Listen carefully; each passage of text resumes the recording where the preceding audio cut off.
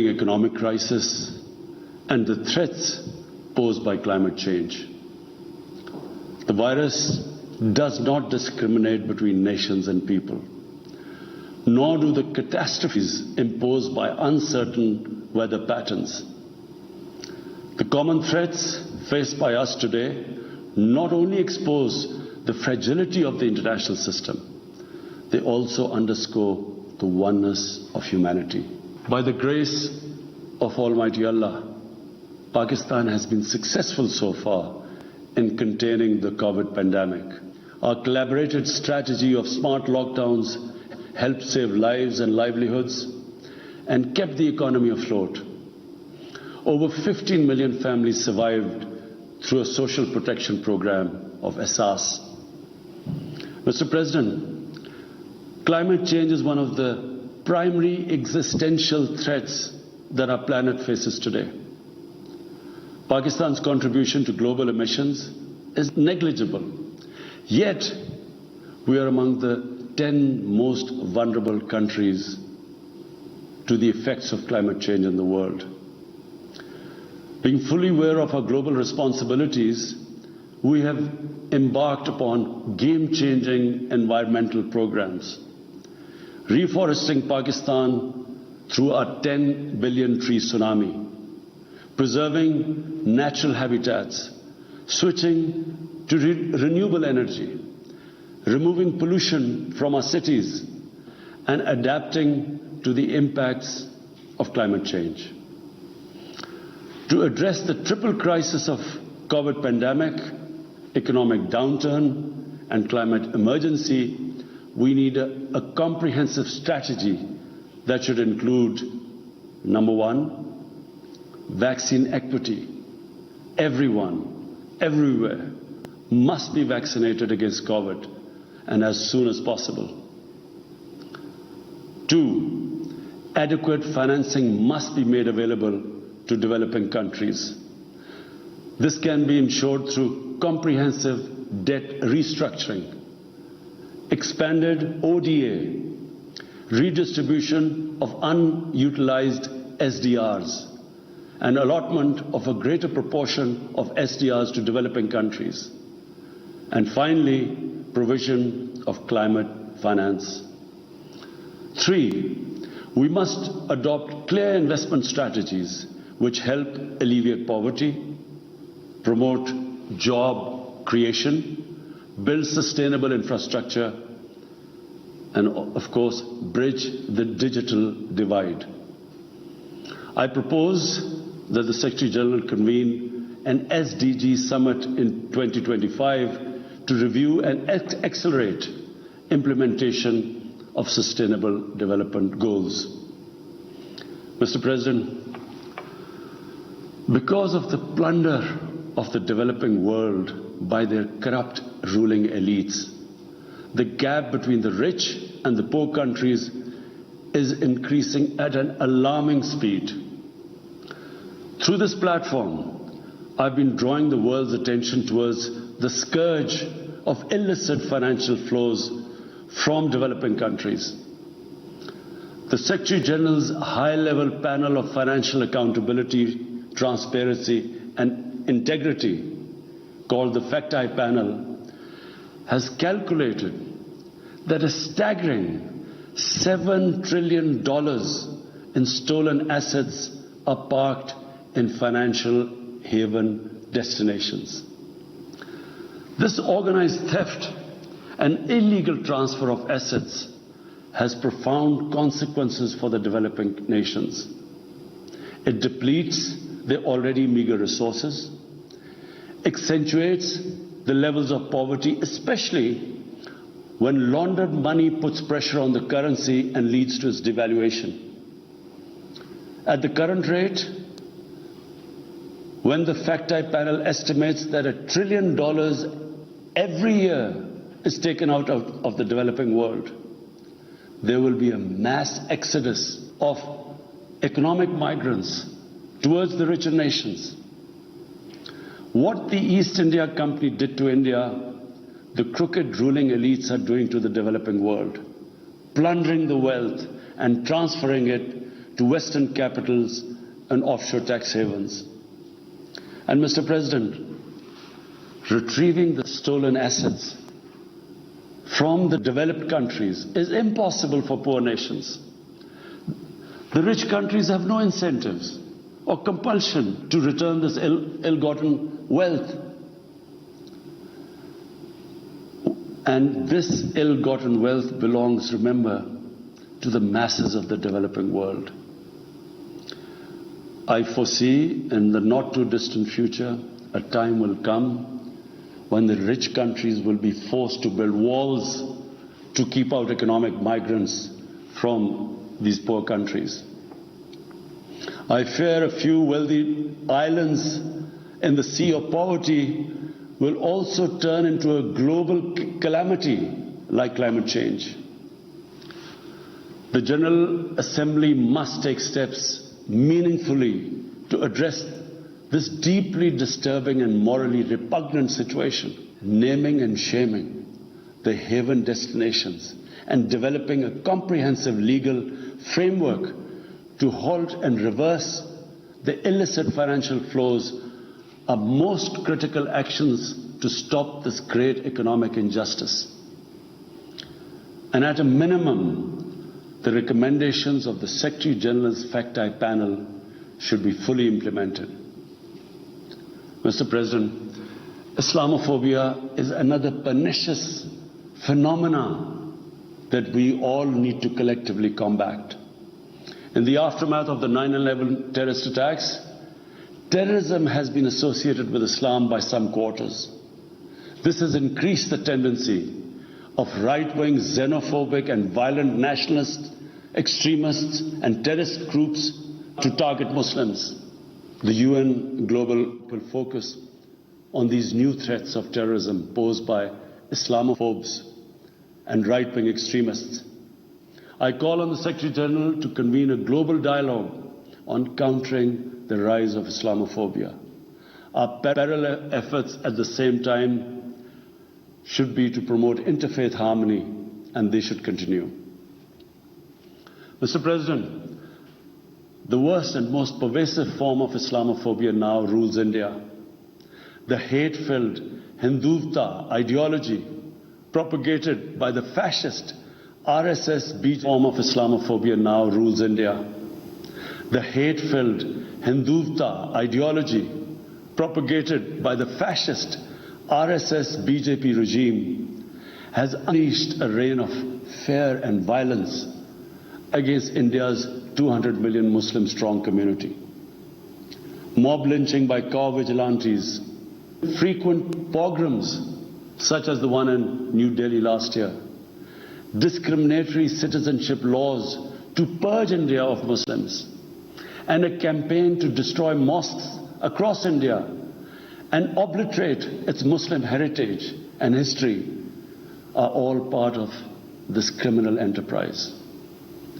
New Delhi has also embarked on what it ominously calls the final solution for Jammu and Kashmir dispute.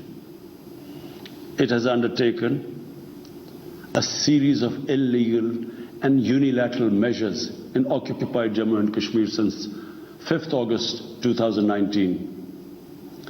It has unleashed a reign of terror by an occupation force of 900,000. It has jailed senior Kashmiri leadership, imposed a clampdown on media and internet, violently suppressed peaceful protest, abducted 13,000 young Kashmiris and tortured hundreds of them.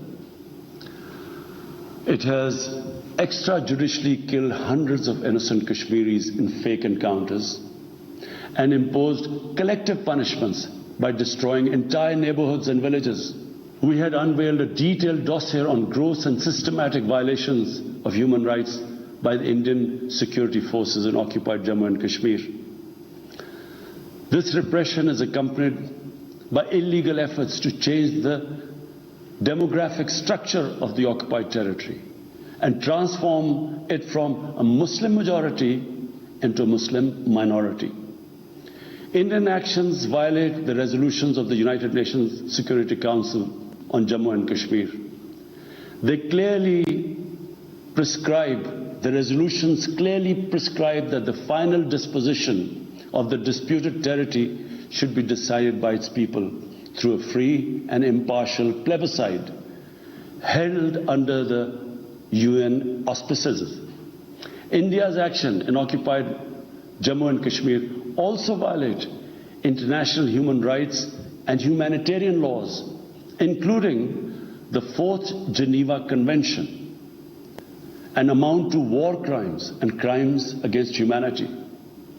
It is unfortunate, very unfortunate, that the world's approach to violations of human rights lack even-handedness and even are selective.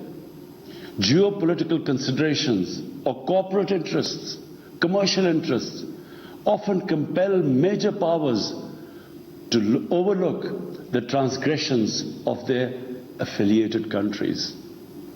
Such double standards, and the most glaring in case of India, where this RSS BJP regime is being allowed to get away with human rights abuses with complete immunity.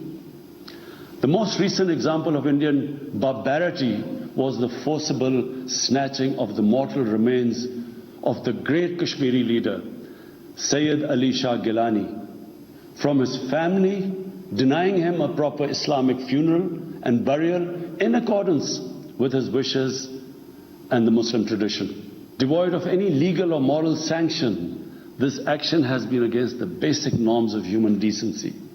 I call on this General Assembly to demand that Sayyid Gilani's mortal remains be allowed to be buried in the cemetery of martyrs with the appropriate Islamic rites. Mr. President, Pakistan desires peace with India as with all its neighbors. But sustainable peace in South Asia is contingent upon resolution of the Jammu and Kashmir dispute in accordance with the relevant United Nations Security Council resolutions and the wishes of the Kashmiri people. Last February, we reaffirmed the 2003 ceasefire understanding along the line of control. The hope was that it would lead to a rethink of the strategy in Delhi. Sadly, the BJP government has intensified repression in Kashmir and continues to vitiate the environment by these barbaric acts. The onus remains on India to create a conducive environment for meaningful and result-oriented engagement with Pakistan. And for that, it must do, number one, reverse its unilateral and illegal measures instituted since 5th August 2019. Secondly, stop its oppression and human rights violations against the people of Kashmir. And three, halt and reverse the demographic changes in the occupied territory. It is also essential to prevent another conflict between Pakistan and India. India's military buildup, development of advanced nuclear weapons, and acquisition of destabilizing conventional capabilities can erode mutual deterrence between the two countries. And now, Mr. President, I want to talk about Afghanistan. The current situation in Afghanistan, for some reason, Pakistan has been blamed for the turn of events by politicians in the United States and some politicians in Europe.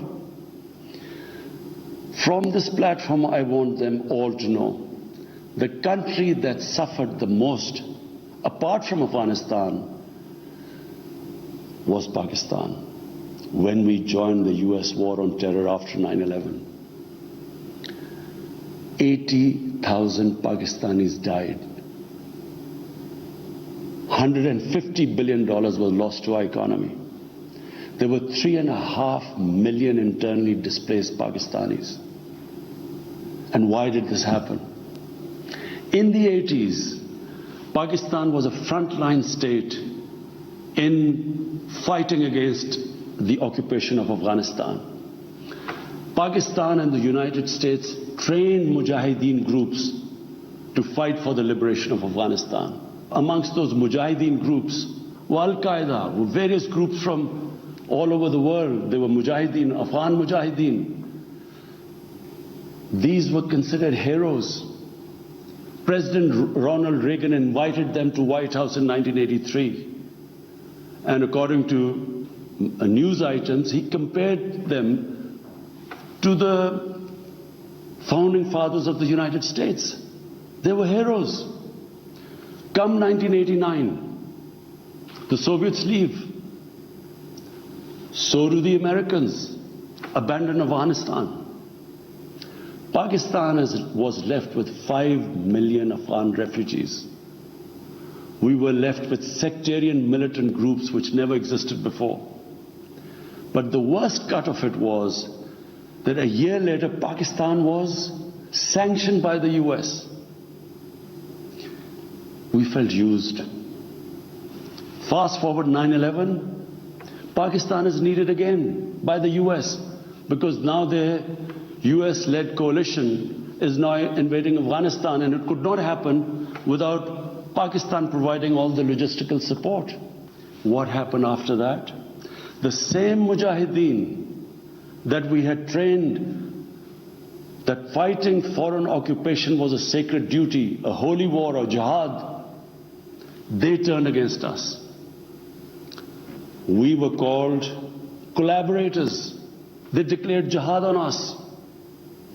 Then all along the tribal belt bordering Afghanistan, the Pakistan semi-autonomous tribal belt, where no Pakistan army had been since our independence, they had strong sympathies with the Taliban, Afghan Taliban, not because of their religious ideology, but because of Pashtun nationalism, which is very strong. Then there were 3 million Afghan refugees still in Pakistan, all Pashtuns, living in camps, 500,000, the biggest camp, 100,000 camps. They all had affinity and sympathies with the Afghan Taliban. So what happened? They too turned against Pakistan. For the first time, we had militant Taliban in Pakistan. And they too attacked Pakistan government. When our army went in the tribal areas for the first time in our history, whenever an army goes into civilian areas, there's collateral damage. So there was collateral damage, which multiplied the militants to seek revenge. But not just that. The world must know that in Pakistan there were 480 drone attacks conducted by the US. 480 drone attacks. And we all know that drone attacks are not that precise. They cause more collateral damage than the militants they are targeting.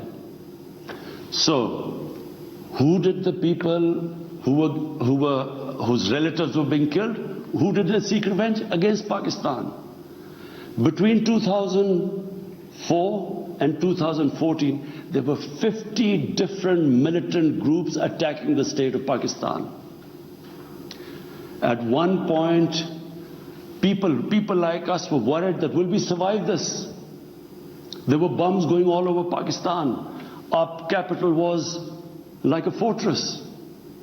Had it not been for one of the most disciplined army in the world and one of the best intelligence agencies in the world, I think Pakistan would have gone down.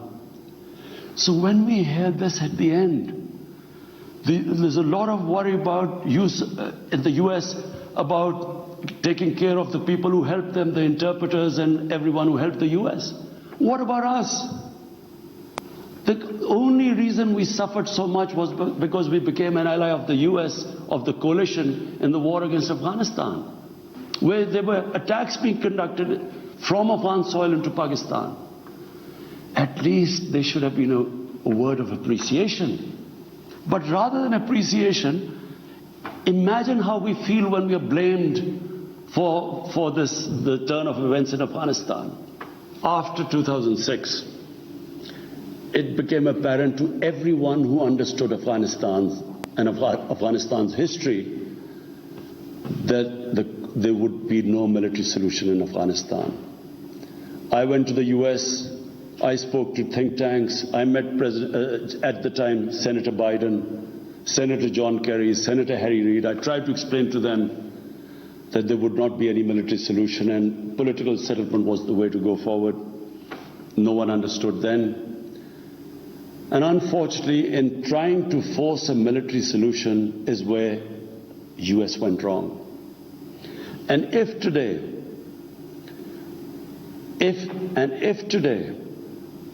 the world needs to know why the Taliban are back in power, all the world has to do is do a deep analysis of why 300,000 well-equipped Afghan army, and remember Afghans are one of the bravest nations on earth, why did this 300,000 Afghan army give up without a fight? The moment a deep analysis of this is done, the world would know why the Taliban are back in power, and it's not because of Pakistan.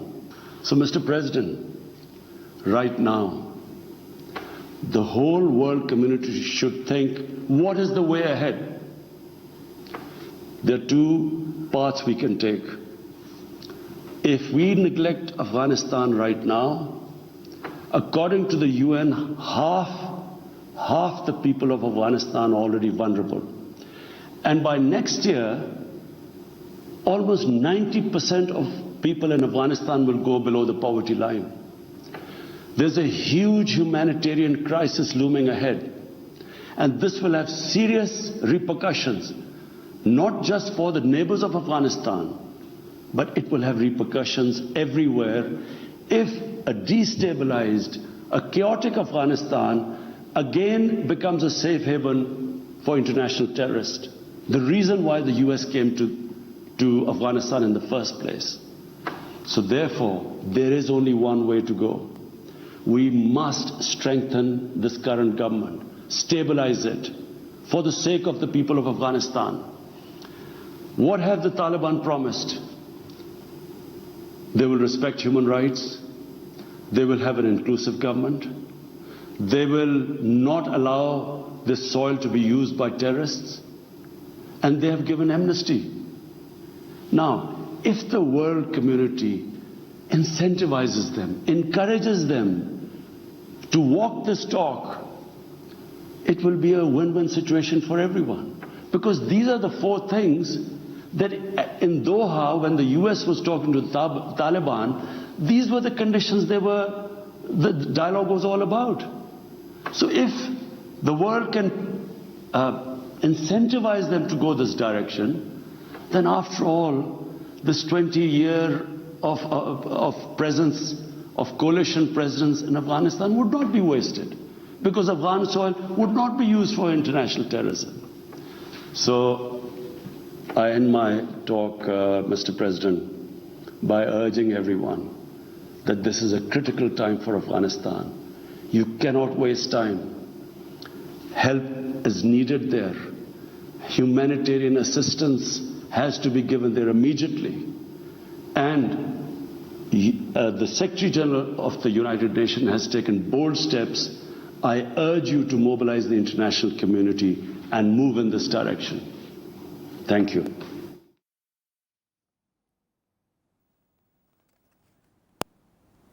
वज़ीर-ए-आज़म इमरान खान का क़ौम मुत्तहिदा की general assembly से virtual खिताब। उन्होंने कहा कि मौसमियाती तब्दीली हमारी बका को दरपेश मसाइल में से एक है। पाकिस्तान दीगर हमसाय ममालिक की तरह भारत के साथ अमन का ख्वाहिशमंद है। उन्होंने मज़ीद कहा कि 9/11 के बाद पाकिस्तान को दहशत गर्दी से जोड़ा जा रहा है। वज़ीर-ए-आज़म इमरान खान का क़ौम मुत्तहिदा की जनरल असम्बली से वर्चुअल खिताब। उन्होंने कहा कि इस्लामोफोबिया जैसे रुझान को सबको मिलकर रोकना होगा। जुल्म जबर के साथ साथ जम्मू कश्मीर के तनासुब को बदलने की कोशिश की जा रही है। दुनिया को दरपेश मसाइल को इंसानियत के नाते मुत्तहिद होने की ज़रूरत है। और साथ में उन्होंने ये भी कहा कि करप्शन और लूट मार से गुर्बत की सतह में तेज़ी से इजाफा हुआ है। पाकिस्तान कोरोना वबा से निपटने में ताहाल कामयाब रहा है। वज़ीर-ए-आज़म इमरान खान आज अक़वाम मुत्तहिदा की जनरल असम्बली से वर्चुअल खिताब कर रहे थे। उन्होंने कहा कि जुल्म और जबर के साथ साथ जम्मू कश्मीर के तनासुब को बदलने की कोशिश की जा रही है। दुनिया को दरपेश मसाइल को इंसानियत के नाते मुत्तहिद होने की ज़रूरत है और 9/11 के बाद पाकिस्तान को दहशतगर्दी से जोड़ा गया है। मौसमियाती तब्दीली हमारी बका को दरपेश मसाइल में से एक है। पाकिस्तान दीगर हमसाय ममालिक की तरह भारत के साथ अमन का ख्वाहिशमंद है। वज़ीर-ए-आज़म इमरान खान अक़वाम मुत्तहिदा की जनरल असम्बली से वर्चुअल खिताब कर रहे थे। उन्होंने कहा कि पाकिस्तान कोरोना वबा से निपटने में ताहाल कामयाब रहा है। करप्शन और लूटमार से गुर्बत की सतह में तेज़ी से इजाफा हुआ है और उन्होंने मज़ीद कहा कि दुनिया को दरपेश मसाइल को इंसानियत के नाते मुत्तहिद होकर रोकने की ज़रूरत है और जुल्म जबर के साथ साथ आज़ाद जम्मू कश्मीर के तनासुब को बदलने की कोशिश की जा रही है। इस्लामोफोबिया जैसे रुझान को सबको मिलकर रोकना होगा। इसके अलावा कहा कि 9/11 के बाद पाकिस्तान को दहशतगर्दी से जोड़ा जा रहा है।